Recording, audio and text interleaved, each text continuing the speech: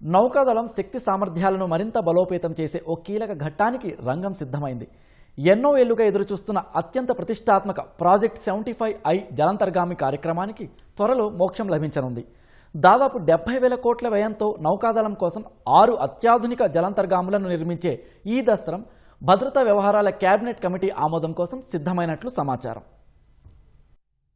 సముద్ర జలాల్లో నౌకాదళానికి మరింత బలాన్నిచ్చే ప్రాజెక్టు 75Iలో కదలిక మొదలైంది. ముంబైకి చెందిన Mazagon dock ship builders limited, జర్మనీకి చెందిన థిస్సెస్ గ్రూప్ మెరైన్ సిస్టమ్స్ భాగస్వామ్యంతో 6 అత్యాధునిక జలాంతర్గాములను భారత్లోనే నిర్మించనుంది. వాణిజ్య, సాంకేతిక అంశాలపై ఏళ్ల తరబడి జరిగిన చర్చల అనంతరం భద్రతా వ్యవహారాల కేబినెట్ కమిటీ త్వరలో పచ్చజెండా ఊపనుందని ప్రభుత్వ వర్గాలు వెల్లడించాయి. ఆ తర్వాత ఒప్పందంపై సంతకాలు పూర్తి చేసి పనులు ప్రారంభించే అవకాశం ఉంది.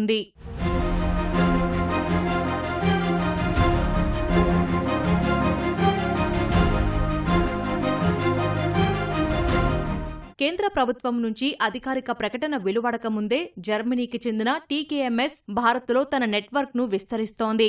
భారీ టార్పెడోలను అభివృద్ధి చేసి ఇంటిగ్రేట్ చేసేందుకు హైదరాబాద్కు చెందిన వీఈఎం టెక్నాలజీస్ తో ఒప్పందం చేసుకుంది. టీకేఎంఎస్ అనుబంధ సంస్థ అట్లాస్ ఎలక్ట్రానిక్ కూడా మేక్ ఇన్ ఇండియా టార్పెడో ప్రాజెక్టులో పాలు పంచుకుంటోంది. అంతేకాకుండా యాంటీ సబ్మెరైన్ సిస్టమ్స్ కోసం ముంబైకి చెందిన సిఎఫ్ఎఫ్ ఫ్లూయిడ్ కంట్రోల్ తోనూ జతకట్టింది. రాబోయే రోజుల్లో డీఆర్డీఓతో పాటు మరికొన్ని దేశీయ సంస్థలతో కలిసి పనిచేసేందుకు సన్నద్దమవుతోంది. కేంద్ర ప్రభుత్వం దృష్టిలో ఈ ప్రాజెక్టులో భాగంగా కేవలం 6 సబ్మెరైన్లను కొనుగోలు చేయటం మాత్రమే కాదు, సబ్మెరైన్ల డిజైన్, నిర్మాణం, అప్గ్రేడేషన్లో పూర్తిస్థాయి స్వదేశీ సామర్థ్యాన్ని పెంచుకోవటమే లక్ష్యం. ఈ కొత్త జలాంతర్గాములు ఆధునిక సెన్సార్లు, క్షిపణులు, ఎలక్ట్రానిక్ వార్ఫేర్ సిస్టమ్స్ తో పాటు ఎయిర్ ఇండిపెండెంట్ ప్రొపల్షన్ వ్యవస్థతో రానున్నాయి. సాధారణ జలాంతర్గాముల కంటే ఎక్కువ కాలం ఇవి నీటి అడుగున ఉండి శత్రువుల కళ్లు కప్పగలవు. హిందూ మహాసముద్రంలో చైనా నౌకాదళం చొరబాట్లు పెరుగుతున్న తరుణంలో భారత్కు ఈ ప్రాజెక్ట్ అత్యంత కీలకం కానుంది.